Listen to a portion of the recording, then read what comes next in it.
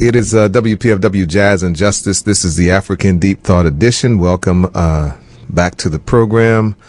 We say good afternoon, Ekason, and we are ready to have a great conversation. Right now, we are going to have a great show, and we have a number of folks on board. So I'd like to say greetings and Abibi Fahodie to the Kambon family. First, doctors Mama Mawiyah and Baba Kamau Kambon are joining us on the line. Greetings, Baba and Mama. You'll be right in. All right. Also joining us is Sister Nataki Kambon. She is, of course, the daughter of the family. So we say greetings to you as well. Abibi Fahodie. Abibi Fahodie. And we also extend that greeting, Abibi Fahodie, to our brother joining us from Ghana, who is the son in the family, Obadele Kambon. Greetings, Abibi Fahodie. Abibi Fahodie. Yes, and brother, let me start there because we've been saying this Abibi Fahodie, and to my knowledge, you're the first person I heard use that word, Abibi Fahodie. I don't know if you coined it. I want to say that you have, but I don't know for sure, so I'm going to ask you, what does it mean, and did you coin it, or you can maybe answer the second one first. Yeah, actually, there was a brother who I was at a summer program with, and he was asking me how to say Black Power, Black Liberation. So those were the suggestions that I gave to him, or Abibi Tumi and Abibi Fahodie, and he ended up using those. In this paper, I actually gave him a couple that you could either use Tum Tum, which is an adjective that comes on the end, so you could say Tumi Tum Tum, or you could say Abibi Tumi. And ever since then, and that must have been somewhere in the early, mid-2000s. Ever since then, we started using it regularly. So, yeah, that was my contribution. Someone asked me a question, and that was one of the options that I gave them.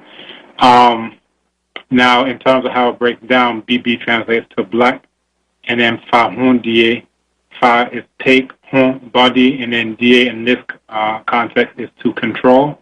So to take your own body and control it is the idea of liberation. So Abibi Fahodie is black or African liberation. Again, black and African are seen as synonyms in various African languages, including Chi.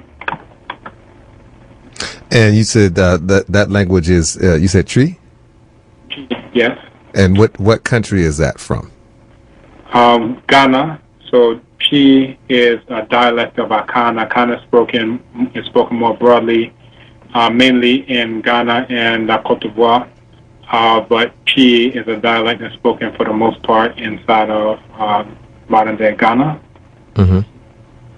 Very, very good. Of course, that's the voice of Dr. Obadele Kambon. He's joining us from Ghana. You are a linguist, and you've been on the program before to talk about that. How many languages do you speak? What and which languages are they? I only count about 6 or 7, and if I go down the list, Chi, Yoruba, Wolof are my main 3, and then I'm conversant in Kiswahili, and then English, Portuguese, mainly from singing in terms of capoeira. So those are the main ones that I count. Also, I can do smaller in Kikongo, and then a smattering of about 50, but I don't count those 50, of course. It's enough to be able to order food at a restaurant and things of that nature. Yes, and of course, being on the continent, one has to be multilingual because, as the saying goes, if you show you somebody who speaks one language, that's usually an American or a person born in America, because usually folks have to speak other languages in other parts of the world. Of course, this is WPFW Jazz and Justice, the African Deep Thought Edition. It's Brother Kaba here with you. And of course, as I mentioned at the top of the program, we are with the Kambons today and going to be having a great conversation, keeping up with the Kambons. Y'all be keeping up with other folks who are far less worthy of your attention. I mean, I just cannot believe that some people are famous for being famous. and that not only, well, I can't believe it because this is America, but I'm just being, whatever. But, it's just amazing. So these are some folks that you want to keep up with. You want to keep up with the Kambons, and they are joining us today on Jazz and Justice African Deep Thought. We have the whole family. We were talking before, and they were saying that they had never been interviewed all together at the same time. Well, we are very honored to have the distinction of not only having them, interviewed for the first time, but also the second time all together. And we even added somebody to the mix as well, another member of the family. So, all right, so we're going to return back to the conversation now with the Kambons. We have our other esteemed elders on with us. Dr. Mawiyah Kambon is on with us today, along with Baba Dr. Kamau Kambon, as well as our sister Kala Kambon as well, joining us again from Ghana. She is the wife, the queen of Brother Obadele, Brother Dr. Obadele. And we also have our good sister Nataki Kambon as well. She is the coordinator of all things Kambon and other things as well. So if y'all need some assistance, she even generated a flyer today. She's like, "You ain't no flyer? What's wrong with you, brother?" And next thing I know, I had a flyer, and I'm like, "Wow, that's deep." I'm like slipping because I'm not up on the flyer game, but she hooked it up. She got it done. So if you need somebody to get something done, that's the sister to get in contact with. But Mama Mawiyah, Yes. you are a psychologist. Yes. I've noticed over my years, some of my favorite African scholars have been psychologists. People like, of course, if I know y'all listen, everybody knows I love Amos Wilson. He's like my favorite, one of my favorites of all time. But then I look at people like Dr. Asa Hilliard and many others as well. And then yourself as well, being a psychologist. Why do you think particularly African-centered psychologists are so influential and have such sway over a lot of people? Because I don't think I'm alone in my assessment of the psychologists in our community, and there are many others as well. Like Dr. Welsing was a psychiatrist, and we have Dr. Right up the street, Dr. Patricia Newton as well. I'm sorry I cut you off, but go ahead. I'm sorry. I'm not sure I can put myself in the same league as the ones you mentioned. I'll do it. But we are all participants in the Association of Black Psychologists, or Amos and Baba Asa's were their ancestors with us now. But we've had many esteemed, and it grew. The Association of Black Psychologists grew out of protest. We left the American Psychological Association, and they did that before I was a member in 1968. Some of our members understood that there's no way that white psychology could represent the needs and the minds of African people. Now, why not? Is it because that you're not the Skinner rat, or I mean, why did you all come to that conclusion? Well, we often are used as the rat, as some of our psychologists have even written about. But we clearly understood that they were this country, and psychologists also are very racist, and therefore everything that's written about us, all the studies written about us, the psychological tests that are normed are not normed, have not been normed with us in mind, and so it works against us. They tend to put our children in special categories for special education, our men to be directly lined toward prison, our sisters are denigrated. So we became aware of that very early. It's not hard to do living in America. You don't really have to be a psychologist, but since we were blessed to come together, it gave us a unique opportunity to express to our people the things that we saw and could express.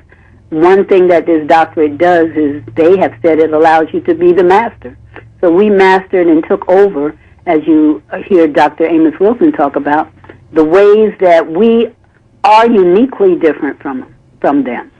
There's something about this melanin that extends us psychologically, emotionally, and people don't want to give us that emotional credit. It's always downplayed. But that links us to our spirituality. And so for African psychologists, we're very clear that we come out of a nature-spirit realm. and that we must connect with that in order to truly understand the wants, needs, and emotional needs and mental needs of our people. So in doing that, in 2000, when I was president of the association, we took a journey back to Ghana so that our own people could understand, working in this field, could understand the foundation from which we came that assist us in helping to know who we are. Very good. That is the voice, of course, of Mama Dr. Mawiyah Kambon right here on WPFW. I think we just lost somebody else again. We're going to try to get that connection back, but I do believe that Baba Dr. Kamau Kambon is with us now. Yes, sir. Black Liberation, brother. Black Liberation. And first of all, I know a lot of brothers out there who just heard Mama Kambon speaking. Want to know, first of all, how do you find a sister like that? Let's start there. Well, we met in graduate school in New York at Columbia, and we connected. That's the only thing I can say. We connected, and we were both very, very serious, and had an understanding that I think that the world was against African people, and we were for African people, so that was our immediate connection. And then, we, in our relationship, we have evolved, and, we learned about each other, and we have developed a real special bond. And we've been together 44 years. Yes. Now, let me ask you this, because, and either one of you can jump in here. You have your children. I mean, they say you can tell a tree by the fruit it bears, and your children are, to say the least, very impressive. And I've noticed, and we're talking, we're going to be focusing on the family here, the black family, in a time of war, really. And we've always kind of been at war as a people, even if we didn't know it, which is kind of scary, but we're still here. That's just amazing. But I've noticed with a lot of African-centered families, sometimes the children, as they get older, kind of drift away from being African-centered. And it's kind of understandable when you're in the onslaught in this culture where people just want to fit in and, just want to stop fighting, just want to chill out and not necessarily be always on guard all the doggone time. Just want to have fun and escape into, the stuff that they give us to escape into, which is, innumerable. We can have a whole show on that. But what was the secret? What did you all do, to have children stay on the course and really kind of move the baton forward? What's the secret? Inquiring minds, Africans want to know. Well, we have a couple of things, and Baba really should speak on this. One of the things that we did, and we did kind of lose one, our oldest. He's a professional, not necessarily as centered as the other two. The thing that we did the most, particularly for Nataki and Obadele, was whisper in their ears every day while they slept as how wonderful and great they were, how they could do anything. And even though we brought them up in a world where we were, as a family, very different from the people around them. And so it's really interesting, as you say, that many drift apart, because our oldest daughter was raised in an African-centered school, and very much exposed to a lot of things that Obadele and Nataki were not in African-centered school. And so the drifting away that she did is consistent with what you're talking about. But Obadele and I guess because they were in public schools here in North Carolina, we made a greater concerted effort to continue to expose them to as much of their Africanicity as we could, by finding groups and taking trips and doing things like that to continue to remind them who they were and whose they are. Anything you want to add to this? No, I think that's it. I don't know. It's very difficult to, figure out how and what it takes for a child to, in an African-centered way, stay committed to this. But I think our children clearly understand now that a war is being waged against us in all these different areas. And I think as they evolve their understanding, as they move through the world, they could actually see the wreckage of the war being waged against us. So they were in public schools, and they saw, even among the Negroes in the school, you know, how pathological they were. So maybe they had to go through public school in order to see and make the comparison. For example, they had African names, they were vegan, they didn't celebrate any white holidays, they never got vaccinated, among other things. Natural hair. Natural hair. Natural hair, and we limited their television time. I'm reminded of KRS when he does that side, You Must Learn. Yes. Take the sledgehammer and bust the TV. Yeah. I wanted to do that a lot of times. But, you know, we limited television, and when they did watch TV, they always heard me fussing at the television. Oh, yeah. You know, I once heard somebody say that it's okay to talk back to the TV, and I was like, good. I was so glad to hear that, because I was like, I want people to think I'm crazy, especially my children. They're so used to me talking back to the TV, talking back to the radio. It's like you have the right not to remain silent, even if the thing can't talk back to you. You know, so that's an interesting piece. You know, as you mentioned, as you were talking about the differences in the children the one child who was raised, you know, in the African-centered school, and the other two who were raised, you know, in public schools, and who seemed to have stayed the course. You know, I kind of thought about, you know, I went to an HBCU, and I noticed that on the campus, you know, folks were kind of like, you know, yeah, well, we know we're black. We're at an HBCU. We don't really need to get into all that black stuff. You know, why are you always talking about the black? I mean, yeah, we're here in an HBCU. There's almost like an lackadaisical, you know, attitude with folks. Folks feel like because they're at an HBCU, now when you look at the board of directors, you kind of see who really runs it, but that's a whole nother discussion. They believe that somehow they're in a safe space, but then I think, you know, children, young people who are in PWIs, but, you know, predominantly white institutions, they tend to be, not always, but they tend to be a little more militant, because the onslaught is kind of like right there in their face. And I'm thinking particularly about a lot of the black students, quite a few of the black students at the University of Maryland who are here, and they've had these issues over the years, and there seems to be a little more consciousness, basically because, you know, they've been facing Donald Trump, if so to speak, you know, on a regular basis, in the person of many of their fellow white students. What would you all say to that? Am I somewhere close to the ballpark with that? If I could jump in, I'm sorry. Well, I was just going to say, and I think I shared this a little bit last time, that I feel like one of the most influential things that Mom and Dad did was that they taught us how to think, not what to think. And one thing that I have heard as a for lack of a better word, criticism sometimes from African-centered schools is that, yes, we do know that we want to be African-centered. Yes, we do know the kinds of things that we want our children to do and being gifted and all of these things. But what ends up happening is that instead of sharing the value of X, Y, and Z, and instead of sharing, like, this is why I am doing this as an adult or all these things, it's more preached at people. Mm-hmm.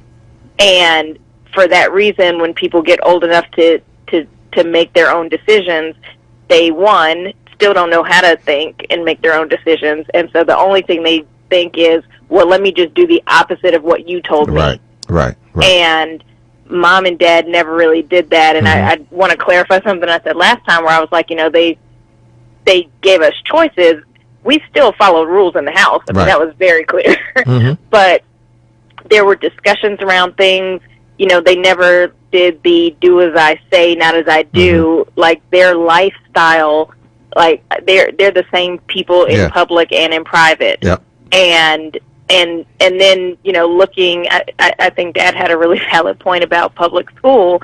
You know, some of the things that we got ridiculed for, you know, to some extent at school, when you looked at what some of the other children were going through with their parents and their parents' life choices, and then looking at our parents, it was like, well, I see you saying that this isn't good, but I also see what's happening as a result of those choices. Yeah. So, you know, it just, things more logically fell into place.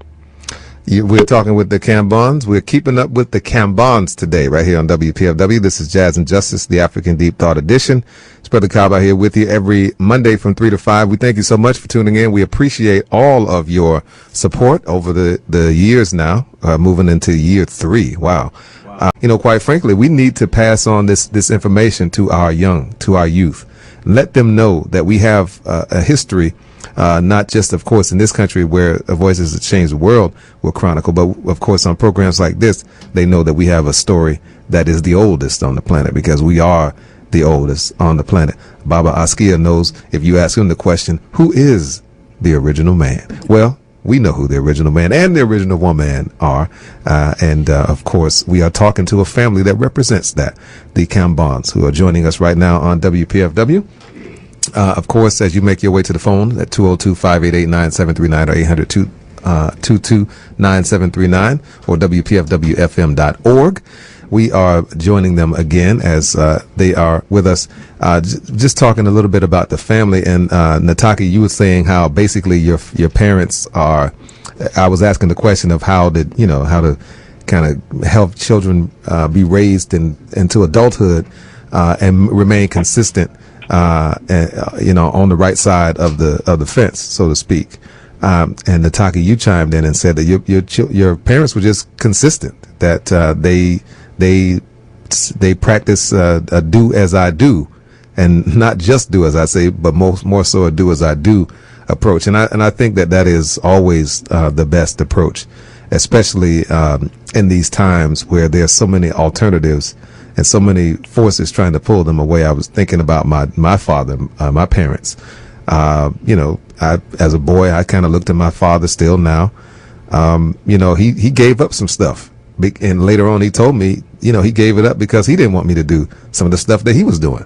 You know, he stopped smoking a few months before I was born. He stopped drinking, you know, a little bit after that. But, you know, I never saw him drink, though. And then by the time I was 7 or 8, he basically had a big bar, and he wanted to make sure he got rid of he drank it all first. And then once he finished drinking it, he said, okay, that's it, I'm done. And he was done.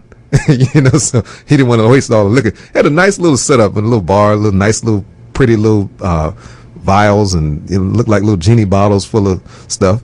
And to this day, I don't drink. I'm not a drinker. I probably only had maybe 1 or 2 beers in my life, and I didn't have the whole thing. I was very young. Tried it, didn't like it. This was disgusting. Why should you drink this stuff? Oh, it's an acquired taste. That doesn't make any sense. Why should I acquire something that I don't like? We don't acquire a taste for string beans or, you know, broccoli or you know, okra. I still don't like okra, though. But that's a whole nother story. But, you know, I mean, we don't. We have both of those in common. I don't drink alcohol, and I feel like we're going to lose our black card for saying we don't like okra, but, you know. Well, I lose my black card from a lot of people. I've never smoked weed. I've never done any drugs. I don't even do any legal drugs. I mean, so it's, you know, it's like, you know, but it's all because of the example that I saw. And my dad is he's not a person that's going to preach either. He just kind of lives his life, and that's it. So anyway, we are talking with the Kambons today, right here on WPFW. Obadele, did you want to add on to that? I was going to say that, you know, my parents definitely agree with the idea of, you know, them just living their lives and us seeing that, you know, that's the expression that more is caught than is taught. So if the person keeps saying, do this, do this, do this, and then with your eyes, you see them doing the opposite. And you know, for me, growing up around the children of lots of quote-unquote conscious parents, you know, one thing that I saw is that the children of conscious parents tend to be the craziest people you ever meet in your life, because they got to try harder to be insane than just regular folks. So somebody who was born in a project, if they get exposed to something positive, they're like, oh, wow, they're you know, gung-ho, full speed ahead, let's do that. But the one who has been exposed to it, you know, from young, they were all getting the definition of what it is to be black from the same movies, from the same TVs, from the same whatever. And that includes, you know, cussing and drinking and smoking and whatever else they put in front of us. So, you know, just saying all that to say, for my parents, that's why I always have and still do have more respect for them than just about any of the major speakers who you would talk about. Because, you know, being close up, you know, you could actually see what's going on after the person leaves the stage, after they give the keynote speech, you know, what's going on, how they're interacting with their children, how are their children behaving, you know, and those types of things. And then how are they themselves behaving? And just, you know, in terms of the point of, you know, raising children, like for us, I would say that as children, we, especially being in that public school environment, we got stupefied in the sense of not naturally stupid, but being taught to be stupid, small, little by little, over the years. And, you know, if I had anything to say, I would be like, I wish that my parents would have even been harder on us, you know, because we're children and we're stupid.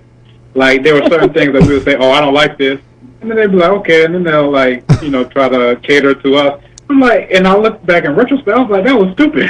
He said, oh, we don't like this soup.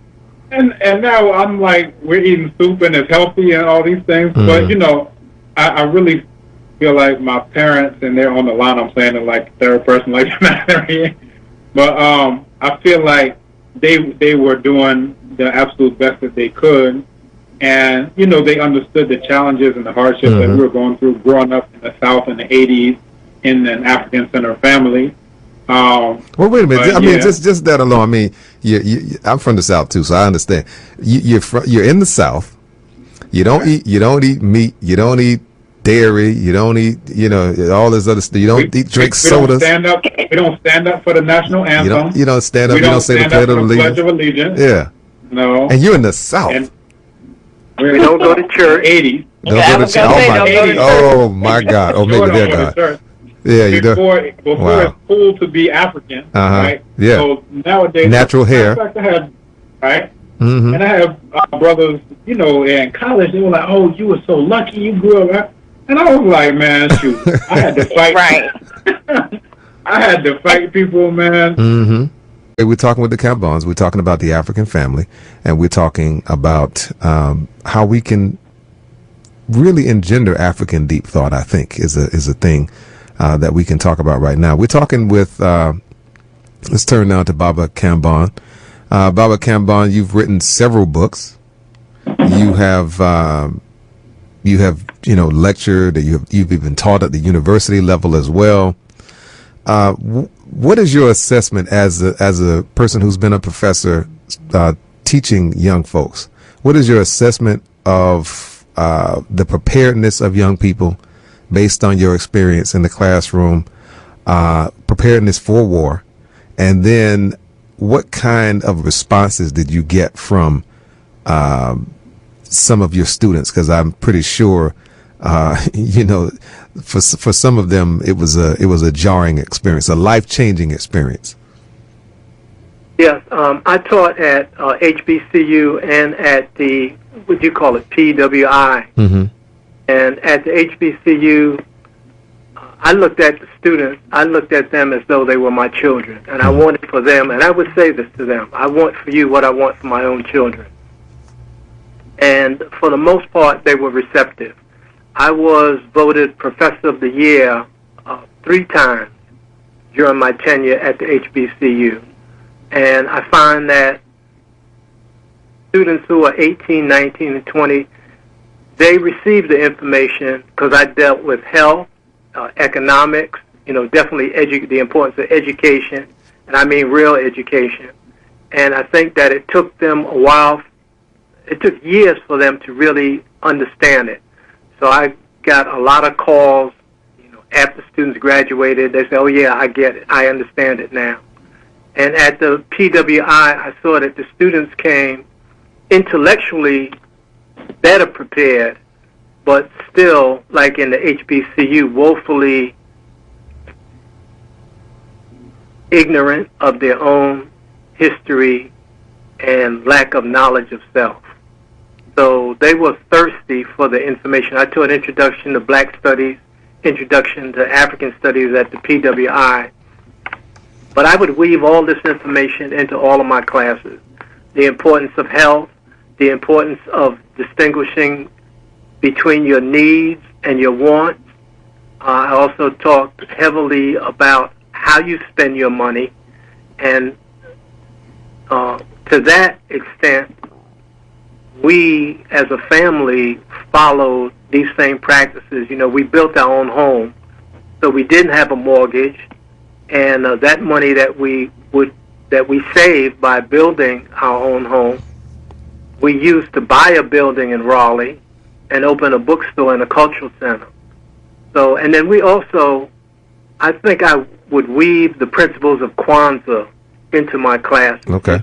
Umoja, Kujichagulia, self-determination, and all those principles. So I think over the years, I think students really got it, but it took a while for them to get it. Very good. Weaving the principles of Kwanzaa. Of course, we are coming upon Kwanzaa now. Give us an example of how you used Kwanzaa in your lesson plans. Okay. For example, if I talk about, I use propaganda. You know, there are 7 aspects of propaganda and how propaganda is used to manipulate people. So I would have students work in groups, and they would go to the library and they would get magazines like Ebony and the various magazines. I told them, don't cut the articles out of the magazines, but work together collectively and examine these different ads and see how the ads promote propaganda like bandwagon or card stacking, glittering generalities, testimonial. You know, these are some of the aspects of propaganda. And so they would have to work together and start to identify these different factors to see how these factors influence their own decisions. And so this would be one example, them working collectively together. I would also ask students, for example, I taught education.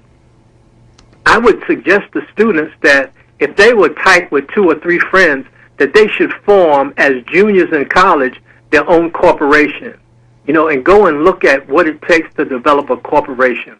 Develop your own motto. Develop your agenda for your company. So I had them thinking along these different lines, and definitely, how to examine television in a very, very critical way. And this would be one of the aspects of Kwanzaa in terms of defining yourself and speaking for yourself and being able to critically analyze the destructive nature of television. I think that these are just some of the ways that I would incorporate these ideas into my class.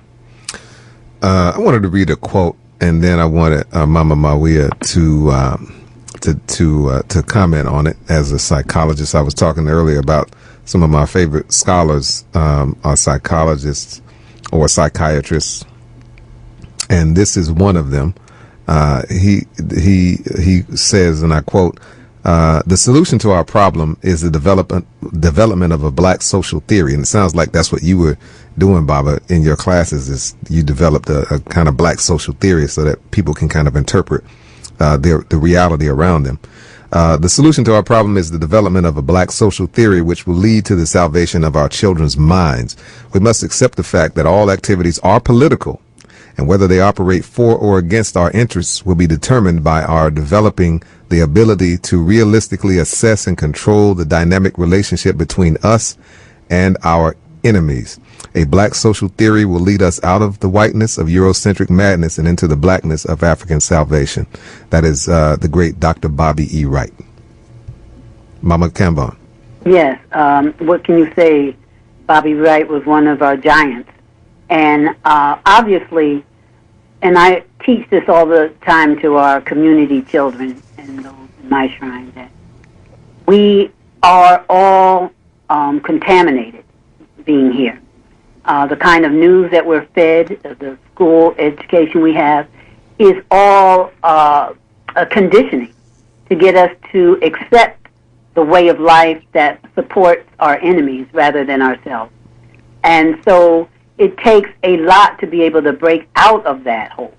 Bobby Wright was very clear, way back in the 60s and 70s, late, before his untimely death, that he never, ever walked off that path of teaching black people how they must heal from the damage and disruption created by just living here in this society.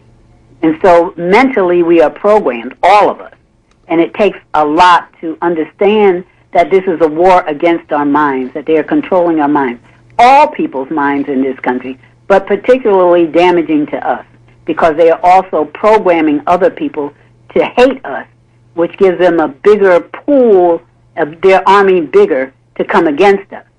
Yet we are not fighting a war against any of that, and the biggest war is our mental war. We have to control our minds to be able to think and be able to see, so that we're able to move forward with a clear, conscious mind, understanding that there's a war against us, and what then do we do? How do we protect ourselves?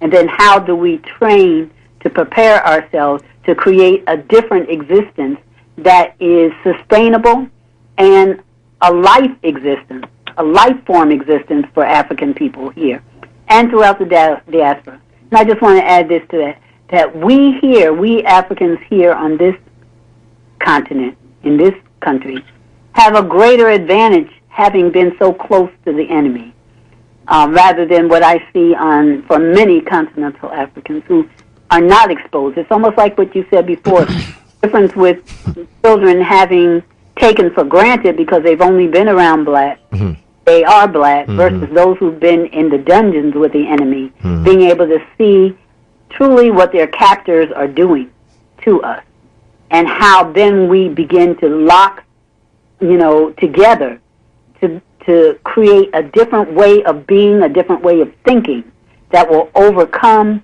and allow us to thrive.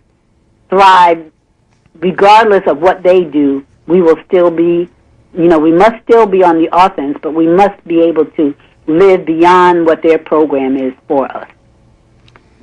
As you said that made that comment about those of us here in America, vis-a-vis the African on the continent, and I wanted to ask Brother Obadele about that as well. But I thought about Friday. I was in the store and I was walking, and I was kind of in a rush, and I was walking, and this continental African brother comes up to me. And he's like, I had a big Ankh on I had a big Ankh necklace on. So he comes, he sees me, and he just stops and makes a beeline. I was like, oh, okay, I know what this is about. And so he's like, my brother, I said, how you doing, brother? He's like, yeah, brother, do you know God? I said, yeah. I'm like, yeah, I know God. Yeah, I know God. I just talked to her yesterday, and I just, I kind of mess with people. And he was taken aback a little bit. And he said, well, this and that. So we had this conversation, and basically, it was a good and pleasant conversation. He's a brother from Cameroon. And I asked him what his name was, and he gave me some European name. I said, brother, what is your name? That's somebody else's name. What's your name? So we had to cut through all of that, and we did a little dance around that, and then he finally, I was like, no, brother, you talking about God? You got to tell me the truth now. You need to kind of tell me your name. So anyway, it was just an interesting conversation. But I just thought about that as you make that comment. Obadele, what is your take? You live in Africa. You've been over. You've traveled. What's your assessment of that in terms of the consciousness level of Africans? In the diaspora, as it compares to those who are on the continent. I would say that they're pretty much inverses of each other. So in the diaspora, you have people who know a lot. So if it comes down to if you can write a test, the consciousness level is such that, a lot of the people who have any consciousness whatsoever will pass that test with 100. Whereas here, in terms of consciousness, a whole lot of people would get somewhere close to a 0. But then where it comes to action, you have people here who know how to build their houses out of, what's in the ground. They can take a seed and then turn it into banku, akpele, or fufu. So all of these different skills, they can go and look at the plant and then come and, heal themselves. All of these different types of things. So whereas, in the U.S., you have somebody who's, I'm conscious, and then they're going to Walmart. I'm conscious, and then they're at Whole Foods. And like every single aspect of their life is dependent on the exact same pale white cave beast who they say that's the enemy. So, when I look at it, there, the consciousness level, and I'm speaking in generalities, of course, but there in general, the consciousness level tends to be very high, but then the action level is very low. Here, the consciousness level tends to be very low, but then the action level is high, even though, you got people who are trying to be as white as they can, but they're failing miserably at it. But yeah, I would say in a nutshell, and I often see it like in verses in terms of there you have a thin veneer of blackness with a core of whiteness. Here you have a thin veneer of whiteness with a core of blackness, and basically people have to try harder to be white people. It's like Dr. Clark used to say, they'll out-pope the Pope and out-Muhammad. So they got to try harder because they're in Africa. They're in the midst of it. They know their grandparents. They know where their shrine is. So if they're trying to be a white person, then they really got to go all out for it. Whereas there, you have, and again, I'm speaking generally, people may wear, the clothes or do various things, but then at the end of the day, when they're practicing African spirituality even, it's still with a mindset oftentimes of God versus the devil. This thing is good all the time, this thing is bad all the time. This Orisha owns my head, and all these types of things. So yeah, that's in a nutshell my take on it. Very interesting. That is the voice of Brother Obadele Kambon right here on WPFW. It's Jazz and Justice, African Deep Thought. 202-588-9739 or 800-222-9739. We're back again with the Kambons right here on WPFW, talking to them about family, talking to them about all things Kambon and things that kind of help to shape the children, the rearing of children, from an African-centered perspective, from an African deep thought perspective, really, because basically that's what African deep thought is. Nataki is also with us. She is the organizer of the group. When did you realize that you had this strength of being able to kind of bring people together, make things happen, and how much and in what ways do you think that was fostered by your upbringing? Well, if you hear my family tell it, they were joking that I started that at age 3, was it? When my brother was born. But I'm not really sure. I think it just developed naturally. Having parents who are entrepreneurs, parents who are community activists, you naturally gravitate towards some of that. And even though I definitely gravitated away for several years, when you really look at the state of what is happening to the planet, just from an environmental perspective, from all these others, and then especially what's happening to our people, I always say that my favorite quote is that if you're not angry, you're not paying attention. And there are a couple things you could do with that. You could do something like my father talks about that whole concept of start to commit subtle suicide, or you can get actively engaged and involved in coming up with a solution to various problems. And I think what's really important is, this whole concept of a revolutionary black family is relevant more so not because of the title, but because of what it allows you to do as individuals and a unit. And so, we talk about that everyone has really taken a call to action and come up with and put solutions in place. So my father, as an author, a scholar, a lecturer, doing workshops and all these things in the community, has given people a blueprint for how to live a life that is in line with Black liberation. And, his website, KamauKambon.org, really gives that kind of insight. And we get messages from people all over the world who are like, "You changed my life." My mother has done that through Onipa.com, doing individual counseling and therapy, like the healing that we all need. We can't possibly be inundated with all of these images and knowledge about what's happening to us, and then deny that we need spiritual and psychological healing in order to continue to do the work that we need to do, one, just to get through our daily lives, but then two, to help our people. She's on our call in spirit, but not voiced anything. But my sister-in-law Kala and Obadele created the Abibi Fahodie Adeswabia homeschool, where they are educating children so that the next generation can come up into something greater. Obadele is the architect of, we keep talking about how we need to, not have this integration, this mindset, but Obadele created abibitumi.com, which is a Black social network, so that we can get off the digital plantation and really have places and forums where we can be our authentic African selves.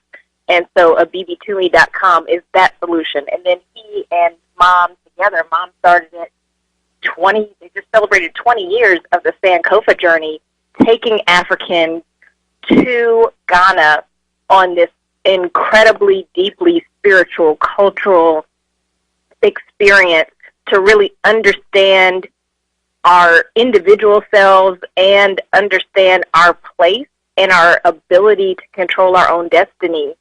And, it's just an incredible experience.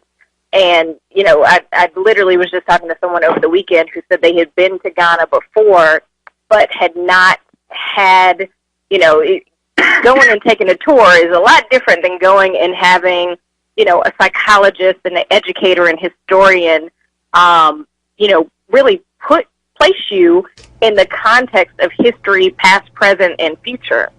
And so the Sankofa journey is there for that.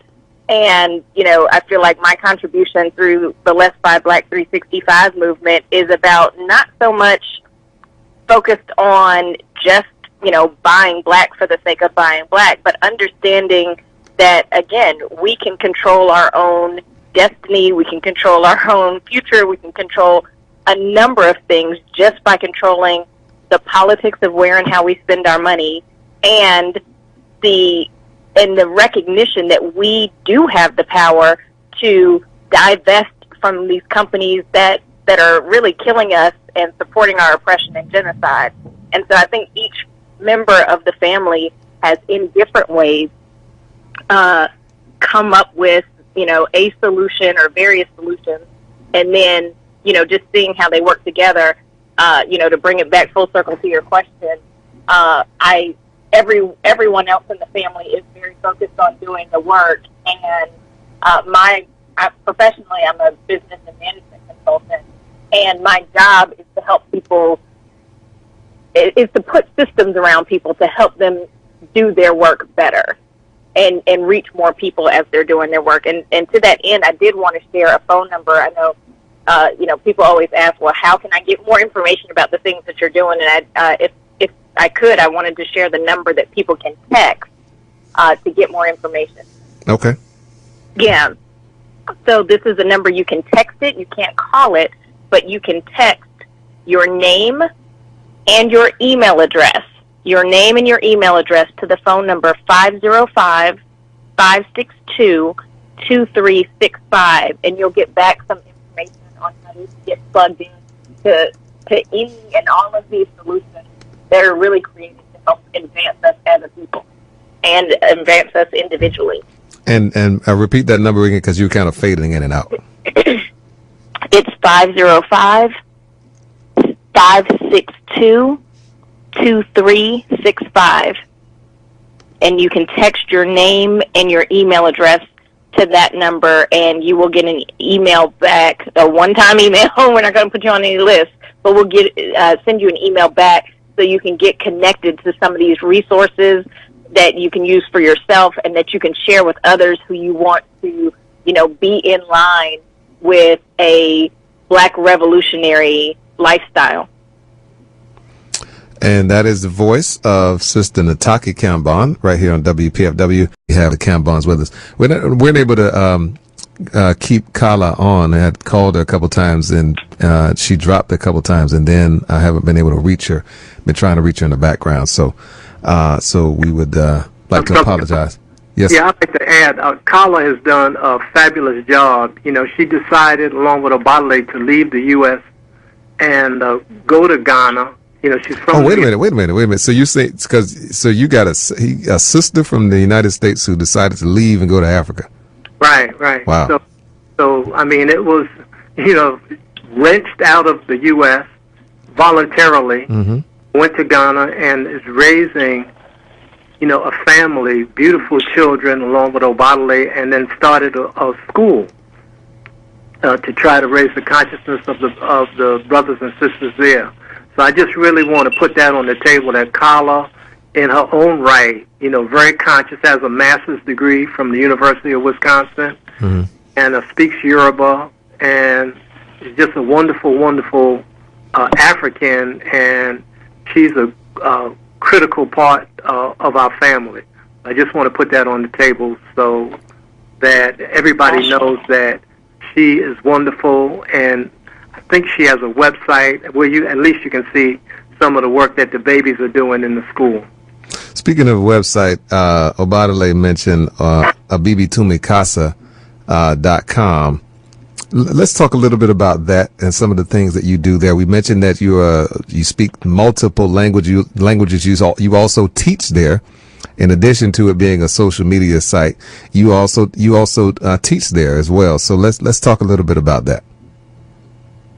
Okay, no problem. So the site actually has a shortened URL, bbtumi.com. Okay. And then we also have the apps that are available. So if you just do a search for bbtumi, you'll see the main app and then also the chat app on various platforms. So bbtumi is 12 years old now, going on 13. Has gone through various iterations. And we've taught classes in Chi, Yoruba, Wolof, Medu-Necha, Kiswahili, Ga, Ewe, and we've had instructors such as my parents, Dr. Kamau Kambon, Dr. Mawiyah Kambon have been on and they've taught classes. We've had Dr. Ranoko Rashidi, Walimu Burudi, just, a whole host of, scholars to deal with not only the language piece, but every aspect to deal with Abibitumi, which translates to Black Power. And the idea behind it is that, my mother is very much into the psychological side, the healing side, the spiritual side. My father is very much into the liberation side, the African liberation side. And really, they're just two sides of the same coin. So the idea is, how come we can't talk about African liberation in African languages? So, that was the seed of the idea that, came out as Abibitumi. So, we definitely encourage people to join. I quit interacting with any Black people or anybody on any white social network. So I quit Facebook back in 2011, quit WhatsApp a couple years ago, never was into Twitter, never ever been on Instagram or Snapchat. I don't even know what those sites even look like. But what we do is, we have our own. And I think about it in terms of Marcus Garvey, not on Marcus Garvey, where he could have said, all right, let's just use New York Times, because that's something that's already out there. Or let's use the White Star Line, because that's already out there. But he said, no, we have to create our own. So a lot of people like to give lip service to say, yeah, we need to create our own, we need to support our own. But then they're on the digital plantation 24/7. So what we're doing is it's not enough to just gripe about it. We have to give people, an alternative. What is ours, and how do we support what's ours? And Kikongo, they say Simba Simbi, which is hold up that which holds you up. And again, Simba Simbi, hold up that which holds you up. And that's what you all are asking people to do at WPFW. That's what we ask people to do at BB2Me to support. That which supports you. How did you get on this journey to learn all these languages? I mean, what was the spark? Dr. Khalid Muhammad was speaking at the Benue Cultural Center there in North Carolina. I had that exact thought. I said, this is profound what he's saying, but how come anytime we talk about black liberation, we have to do it in white languages? And he actually himself gave a speech about that. I think it's his last speech, where it's, humorous the way he lays it out. He's like, yeah, and then they say, come and give me my language, and give me my lights, and give me my earth, and we're flying in the air, we can't talk, we can't. And, but that was my thought. I was like, all right, what he's saying is profound, but how come anytime we talk about African liberation, we're talking about it in a white language? It seems self-contradictory, in that respect. So that really set me off on the path of, I need to learn African languages so that we can discuss African liberation in our own languages. It's interesting you brought up the name of Dr. Khalid. I met him in 1997, and he actually gave me a couple of videotapes of some interviews he had done on New York One, which were just powerful, and some of the stuff. There's some Australian guy I think was following him around and stuff. But one of the tapes he also gave me was a tape that he did at the Black Magnificent Bookstore, where he talked. That may be that exact same. That's it. There was one. It was the one. That's why I was. Wow. Yeah. So it's interesting that you say that, because I actually got those that tape from him. And I think he was saying that the name of the speech was "The Bullet or the Bullet," not the ballad of the bullet, but it's "The Bullet or the Bullet." You got your choice. Decide. Yeah, so that's just a great African right there. Definitely enjoyed getting to know him and spending time and just being in his presence. He really loved our people. Yeah. And just a great spirit. And we call his name, so he's still with us. And that's why we are having conversations such as this. 202-588-9739 at 800-222-9739. We are talking about the African family. We are keeping up with the Kambons. Mama Mawiyah Kambon, you have also a practice in psychology. Is there a specific area that you deal with in your practice? Certainly, I call it African. I'm African-centered, so that it's about holistic mind, body, and spirit. In African-centered theory, you cannot separate one from the other. So we look at all aspects because it all contributes to how you behave. If you're not eating well, it certainly affects all aspects of your life because it affects how your body functions. And your body can't function well, your mind can't function well if your body's not functioning well. And so a lot of us try to segregate parts, and that's certainly what white psychology does, talking about psychology being the study of the mind and behavior. We are from nature. We people are from nature.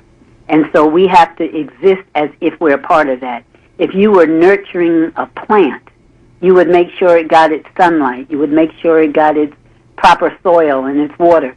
We also need those things. So in my practice, we talk about your ancestors and your spirituality. We talk about, what you're eating. We're talking about the goals you set and making sure that you're able to set goals. And we try to ask why. Why is this happening to you at this time, rather than trying to determine a diagnosis, a European diagnosis for what you are. Now, did they teach you all of that stuff when you in school, Mama? Absolutely not.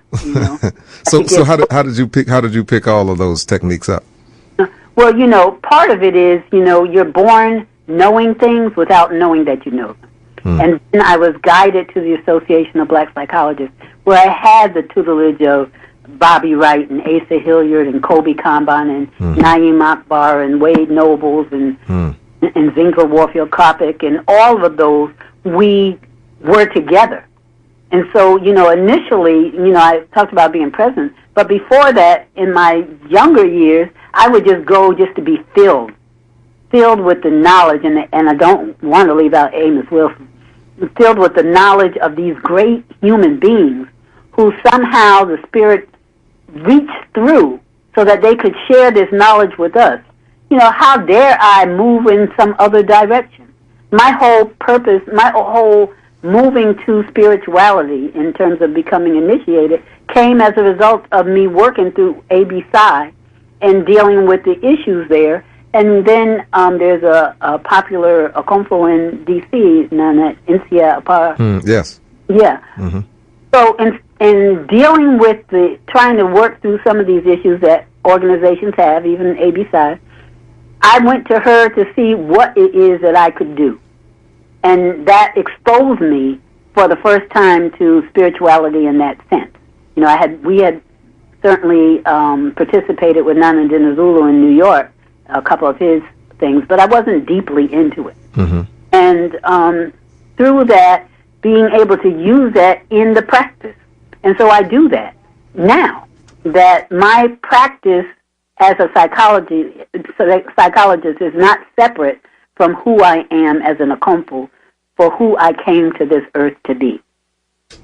And Okomfo, a priest in the Akan tradition there out of Ghana. It's WPFW Jazz and Justice African Deep Thought Edition. It's Brother Kaba here. We are keeping up with the Kambons, and as you can see, there's a lot to keep up with. You're probably tired right now. I was in the gym this morning running, and doing a little sprints. Sometimes you jog, and then you do the little alternate between the jog and the sprints. Right now, we're sprinting. Right now, we're not even alternating. We're not even jogging, not even walking. We're just sprinting. So it's a lot to keep up with, and we can do it because we got it like that. 202-588. 9739 or 800-222-9739. Let's go ahead and do this. Let's let our walk. Let's let our walk do the talking instead of the talk doing the walking, or whatever. You know what I'm trying to say. You know what I'm saying. It's Obadele knows I'm speaking English. It's kind of all over the place. So you got to be like Obadele and learn to speak some African languages so that I can communicate more effectively. And more directly. Yes. I just want to add something about my website, onipa.com, O-N as in Nancy, I as in ice, P as in Peter, A.com, in which soon people will be able to receive guided meditation through that website. All right. And, of course, Dr. Kamau Kambon also has a website as well, Baba? Yeah, Kamau Kambon, Kamau, Kambon.org. And I have ebooks. I have about 15 or 16 ebooks that are available, and I recommend The Declaration and The Last Black Man Standing. Those are the two beginner books that people should start with. Yeah. Brother Tashango always recommends that and talks about The Last Black Man Standing as well. He's a big advocate of your works, and of course, he's one of those folks that is definitely walking and doing the work, doing his best work. So we appreciate him for what he does for our children and our community. We're talking with the Kambons right here on WPFW Jazz and Justice. This is African Deep Thought. What does Kambon mean?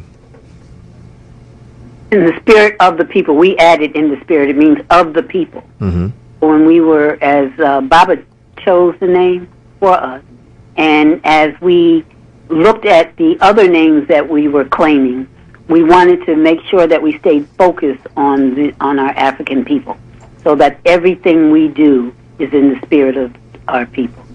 Wonderful. And that's a great reminder, too. And I guess that's one of those things you whisper to your children in their ears as well, that we are of the people. Obadele should probably add to that, because as you talked about as well, Baba Kaba, the importance of the language and the spirit that comes through that is so uniquely beneficial.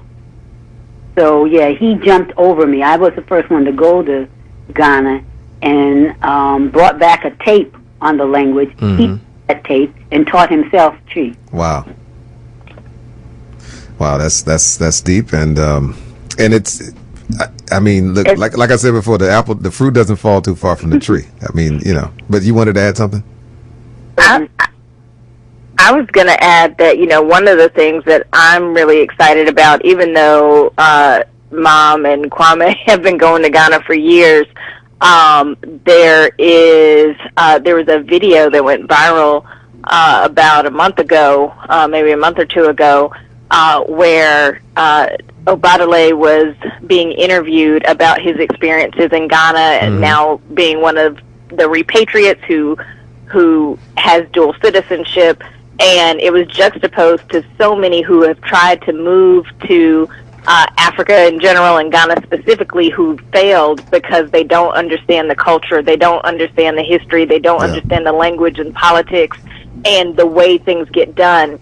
And they end up having to move back to the United States, and they lose money and all these different kinds of things. And he is now part of an initiative called repatriateToGhana.com, where he and Kala and others who have successfully, moved to Ghana and are thriving in Ghana are showing people how to do it without the pitfalls and mistakes that they do, thinking that it's like a local move.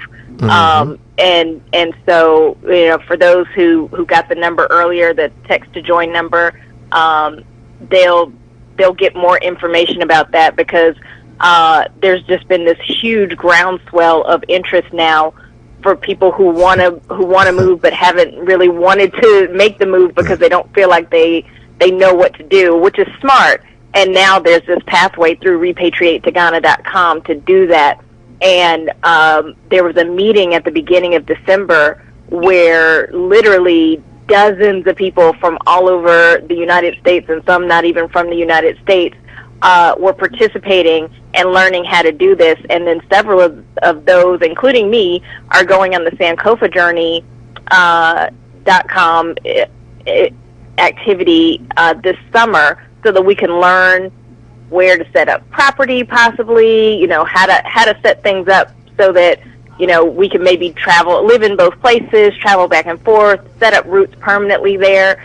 And so, to keep in the theme of the keeping up with the Kambons, I like that title that you coined.